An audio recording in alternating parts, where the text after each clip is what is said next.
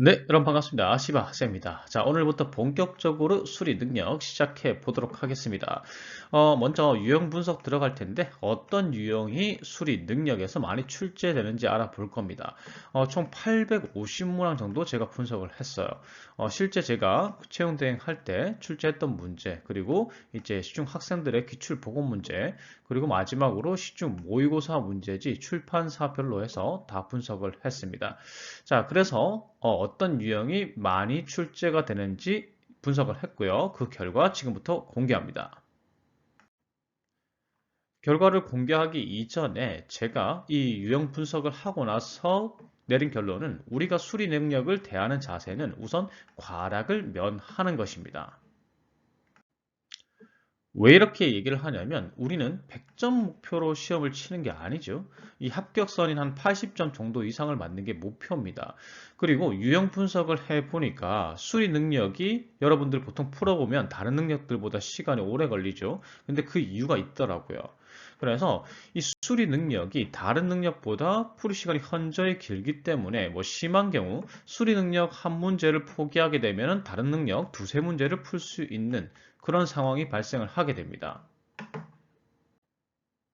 그래서 제가 이번 유형 분석 결과를 통해서 이제 결론을 내린 건 뭐냐면 수리 능력에서 제일 중요한 건 과락을 면하는 것이고 그를 위해선 패스가 가장 중요하다는 겁니다.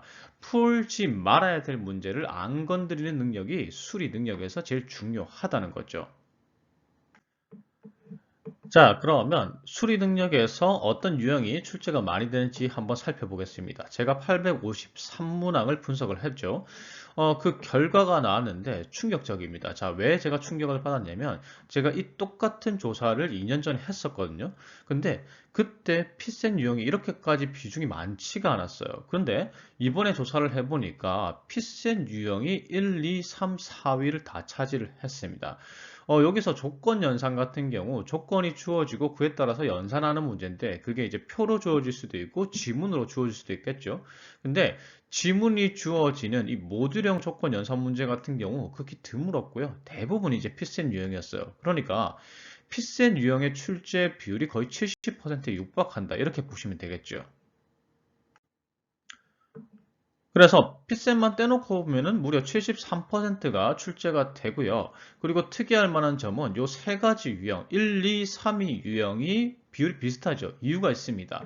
바로 세트로 출제가 되기 때문이죠. 지문이나 표나 그래프 같은 것들이 자료가 주어지고 그 자료를 기반으로 해서 조건 연산, 연산하는 문제, 그 다음에 연산 없이 자료만 해서 푸는 문제, 그 다음에 이제 자료도 해석하고 연산도 해서 풀어야 되는 문제, 요 세 가지가 세트로 나온다는 얘기죠. 근데 이게 문제가 피센 유형이 출제가 많이 되면 피센 유형의 특징이 있죠. 자료 해석 문제이기 때문에 일단 오답률은 적어요. 대신에 시간이 무지막지하게 걸리는 게 특징이죠. 하지만 핏셋 유형 중에서도 시간이 덜 걸리는 유형이 있습니다. 바로 이 두 번째 유형이에요. 이 자료 해석, 연산이 없는 자료 해석 문제. 그러니까 보기 1, 2, 3, 4번을 갖다가 그 중에서 정답을 골라내는데 연산을 한 번도 안 하고 눈으로 확인만 하면 되는 문제라는 거죠. 이게 지금 22%이고 이 문제 같은 경우에는 다른 핏셋 유형에 비해서 풀이 시간이 훨씬 더 적게 걸리겠죠. 제가 이 말씀을 왜 드리냐면요. 제가 강의 초반에 과락을 면해야 되고 수리는 그리고 풀 문제, 안 풀 문제를 구분하는 이 패스 능력이 중요하다고 말씀을 드렸습니다. 그런데 피셋 유형 같은 경우에는 오답률이 거의 없죠. 자료만 해석하면 되니까. 근데 피셋 자료 해석 이제 문제 중에서 연산이 안 들어가는 단순 자료 해석 문제는 이 풀이 시간도 적습니다. 즉 풀이 시간도 적고 오답은 거의 없는 유형입니다. 여러분들이 무조건 푸셔야 될 유형이라는 거죠. 그래서 이 15문제가 만약에 수리 능력으로 출제가 되면 이 중에서 3문제 정도가 이 단순 자료 해석 문제인데 산술적으로 생각해 봤을 때 요 세 문제를 모두 맞추면은 나머지 수리 능력을 찍더라도 과락 기준이 거의 충족이 됩니다. 그러니까 이 수리 능력을 안 풀어서 이제 확보하는 시간들로 다른 능력을 풀어서 성적을 향상시킬 수가 있는 거죠. 그래서 이 문제를 알아보는 능력이 굉장히 중요합니다. 핏셋 자료 해석 문제는요, 보기 종류가 거의 정해져 있습니다. 요 7가지가 거의 대부분이에요. 뭐 물론 여기서 이제 벗어나는 것도 있긴 하지만 요 7가지가 거의 다라고 보시면 됩니다. 자료가 주어지고 요 7가지 형태 중 하나에 해당하는 보기가 나오는 거죠. 먼저 단순 수치 확인. 2023년도에 A는 2000이다. 이렇게 그냥 표로 올라가서 확인만 하면 되는 거예요. 한 뭐 5초, 3초에서 5초면 해결 가능하겠죠. 그 다음에 최대 최소 2023년도에 A는 최대를 기록했다. 이것도 뭐 한 대여섯 개 정도 확인해서 그게 최대인지만 확인하면 되니까 5초에서 한 10초 정도면 해결 가능할 겁니다.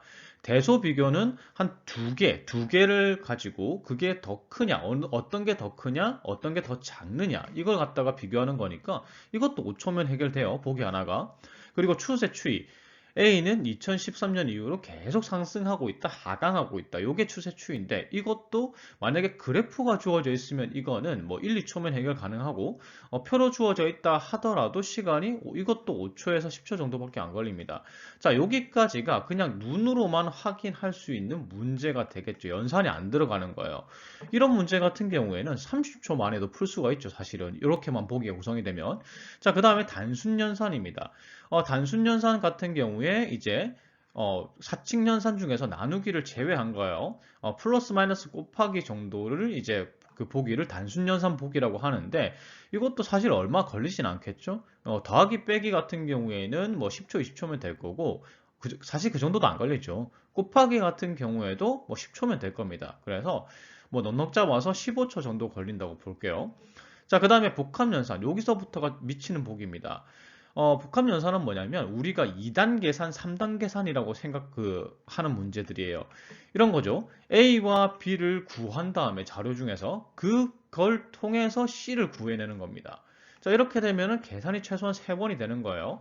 그러면은 최소 이건 30초죠. 보기 하나, 이게 한 문제 푸는 게 아니라 보기 하나를 맞다, 아니다를 판단하는데 30초가 걸린단 말입니다.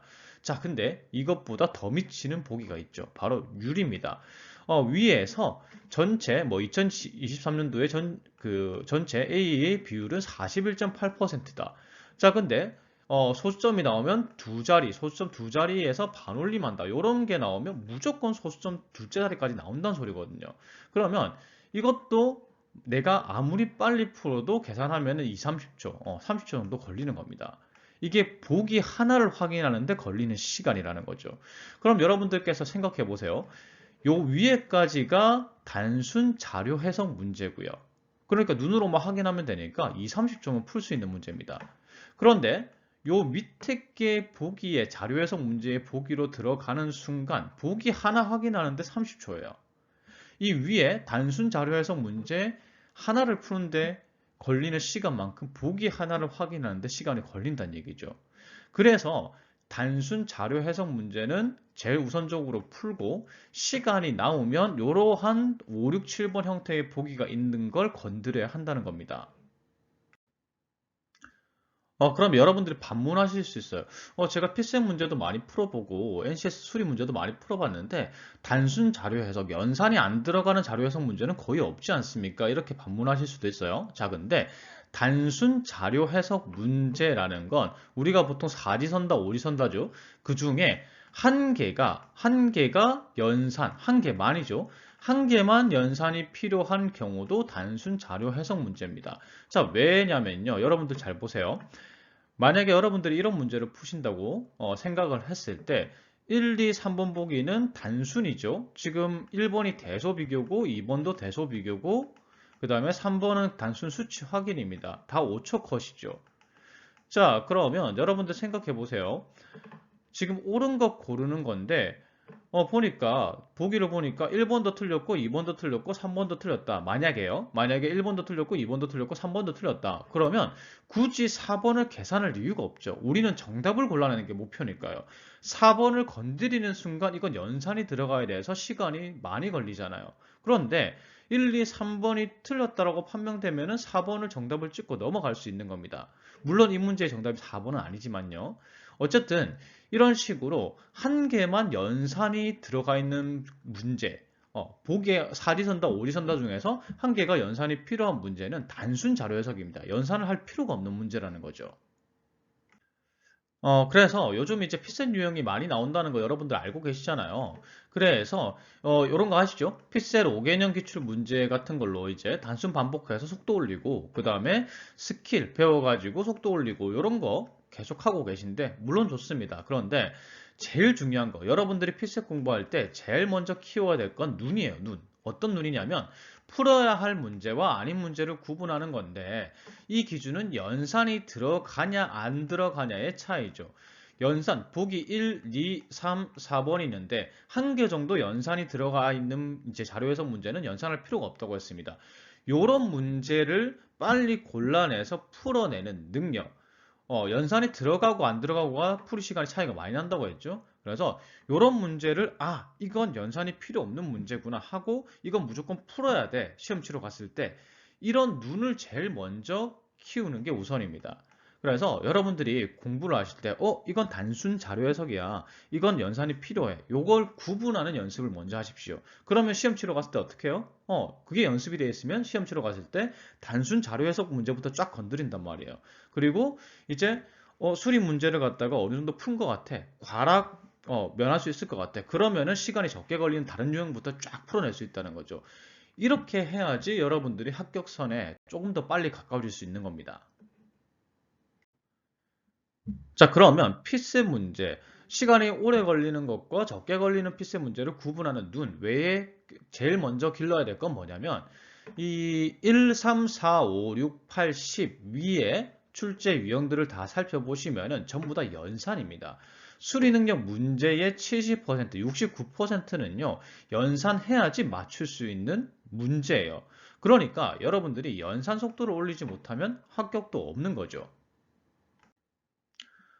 그리고 이런 분들이 계십니다. 제가 오프라인 강의 가면은 방정식이나 일반 수학 문제들, 그러니까 방정식, 뭐 거속시, 소금물, 그 다음에 평균 분산, 표준 편차, 확률 같은 거, 이런 것들 꼭 공부해야 됩니까? 이렇게 이제 물어보시는 분들이 계시는데, 지금 보시면은 이 문제가 15문제당 한 두 문제 정도 출제가 되는 유형입니다. 한두 문제 출제가 되는 거죠. 그리고 요게 출제 비중이 갈수록 낮아지고 있는 추세긴 해요. 그런데 그렇다고 대비하지 않아도 되는 유형은 아닙니다. 왜냐하면 얘네들 같은 경우 단시간에 올릴 수 있죠. 너무 심한 문제는 푸실 필요 없어요. 그거는 시험 치러 갔을 때 건드리는 순간 피셋 문제보다 시간이 더 오래 걸릴 수도 있잖아요. 그런데 단순 방정식, 단순 평균 문제, 단순 확률 문제, 공식만 알고 있으면 풀 수 있는 문제들 있잖아요. 그런 문제는 여러분들이 학습을 해 두셔야 됩니다. 왜? 이 문제들 같은 경우 한 30분, 1분 이내로 풀어가지고 가락을 면하게 해주는 좋은, 고마운 유형이니까요. 그래서 심화 문제는 아니더라도 중급 정도의 방정식 문제나 일반 수학 문제는 여러분들이 푸실 수 있는 역량을 키우셔야 된다는 겁니다. 자, 마지막으로 그러면 정리를 하면은 수리 능력 학습 전략에서 필요한 게 피셋하고 그 다음에 방정식하고 연산 요 세 개가 필요합니다. 요 세 개가 필요한데 그 피셋 같은 경우에는 스킬 연습해서 반복해야 되겠죠? 요거 이제 유튜브하고 블로그에서 공개를 해드릴 예정이고요. 그 다음에 방정식하고 기본 수리 요거는 이제 안 할 수가 없다고 했습니다. 적은 시간 투자로 효율이 좋기 때문이죠. 그래서 요것도 이제 제가 간단하게 공략을 해드릴 거고요. 요거는 미리미리 안 하셔도 되고 시험 한 2주 전, 1주 전에 하셔도 충분히 하실 수 있습니다. 방정식도 심한 문제는 시험 치러 가서 건들면 안 된다고 했어요. 그건 건드리는 순간 2, 3분 걸리면 이 방정식 문제를 푸는 의미가 없습니다. 방정식은 시간을 적게 투자해서 정답을 맞춰서 과락을 면하게 하는 용도로 쓰셔야 돼요. 자, 그리고 마지막으로 연산 이제 스킬 올려야 된다고 말씀을 드렸죠. 지금 이제 연산 스킬 올리는 것 같은 경우 컨텐츠가 다른 컨텐츠가 많죠. 뭐 야옹이, 비타민 이런 거 유명하잖아요. 자, 그런데 그런 컨텐츠들이 너무 이제 옛날에 구몬이나 눈높이 수학 보는 것 같아요. 좀 재미가 없죠. 그래서 조금 재밌게 연습할 수 있는 것들을 갖다가 지금 제가 기획해보고 있어서 그걸 공개해 드리도록 하겠습니다. 자, 그래서 본격적으로 다음 컨텐츠부터 수리 능력 공략 들어갈 거고요. 같이 공부해서 꼭 수리 능력 성적 올렸으면 합니다. 자, 제 영상이 도움이 됐다면요. 구독, 좋아요 부탁드리겠습니다. 감사합니다.